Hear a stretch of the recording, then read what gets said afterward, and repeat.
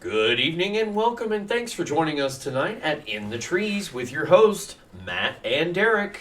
Welcome everyone to our pilot episode. I'm Derek, and we're two brothers born and raised in Oklahoma, and we welcome you to join us on our journey deep into the unknown, bringing you stories that will captivate your imagination and challenge your understanding of the world around us.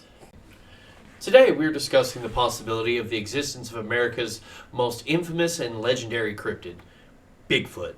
Specifically, we're going to dive into the local lore and sightings of Bigfoot here in our great state of Oklahoma. And that's right, Matt. Bigfoot sightings have been documented in Oklahoma for many years, and there was a rich history of stories and legends surrounding this mysterious creature. So let's get started and explore what we can find out about Oklahoma's Bigfoot. Well, first of all, it's worth noting that the landscape here in Oklahoma is ideal for a creature like Bigfoot. This state has a diverse range of environments, including forests, mountains, grasslands, all which provide ample space for a large and elusive creature to roam. We all know that anywhere in the sticks, as we call it, nobody's going to hear you scream. It's just that remote. That's very true. And of course, there's been numerous reportings and sightings in Oklahoma, but one of the most famous occurred in 2000, when a group of three men claimed to have seen a large, hairy creature while camping in the... Don't even get me lying what kind of natural forest this thing called, but I'm sure someone can figure it out besides me. I think it's something with an O, but don't get me lying. According to the men's account, the creature was about 8 feet tall with reddish-brown hair and a pronounced brow ridge. That would be scary to look at. They reported that it had a strong pungent odor and made grunting and growling sounds, but past that, they didn't have any physical or photographic evidence, so it's really hard to say for one sighting, but it was definitely interesting to hear the account. And that was just one sighting. There have been many others, including reports of footprint, hair samples, and other physical evidence that some researchers have claimed they could be linked to a Bigfoot.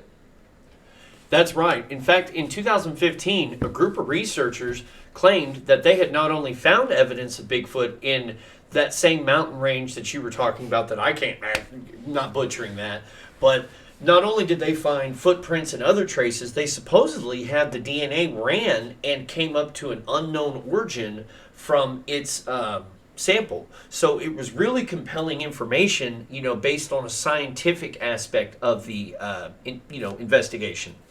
But let's be clear, there is a lot of questions still unanswered to fully support any existence of this Oklahoma Bigfoot, but many sightings still have contributed to the misidentification of other animals and natural phenomenons.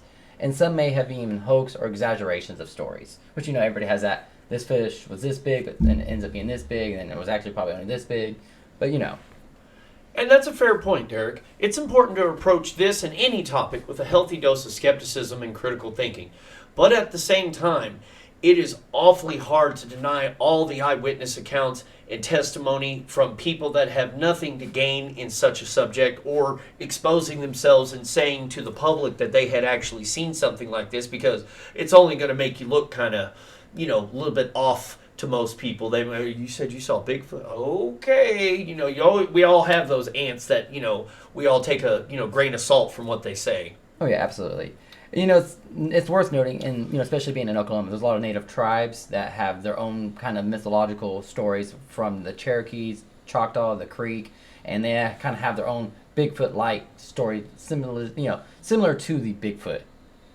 Yeah, and that adds an extra layer of cultural significance and mythology to the Oklahoma Bigfoot legend. So whether you believe it or not, there's no denying that this story and this kind of creature has been known and a part of this culture and this state and area for many, many generations, hundreds, if not more, thousands of years. So it's an enduring topic of discussion and speculation for anybody that gets into it, because we all want to believe in something. And we could talk about Bigfoot for days, but this is where we're going to end our discussion for now. And we'd like to thank you guys for joining us while we explore the mysteries and intrigues of the unknown. And thank you for tuning in for our pilot episode of Into the Trees with your host, Matt and Derek. And thank you, and we'll see you guys next time with our next mystery. And for all of our viewers out there, we have a special challenge for us. If we can get at least 100 views, or even a bunch of likes, we'll actually go out to the woods and record us trying to find Bigfoot, or even some evidence of us finding Bigfoot. But again, guys, see you guys next time. Thank you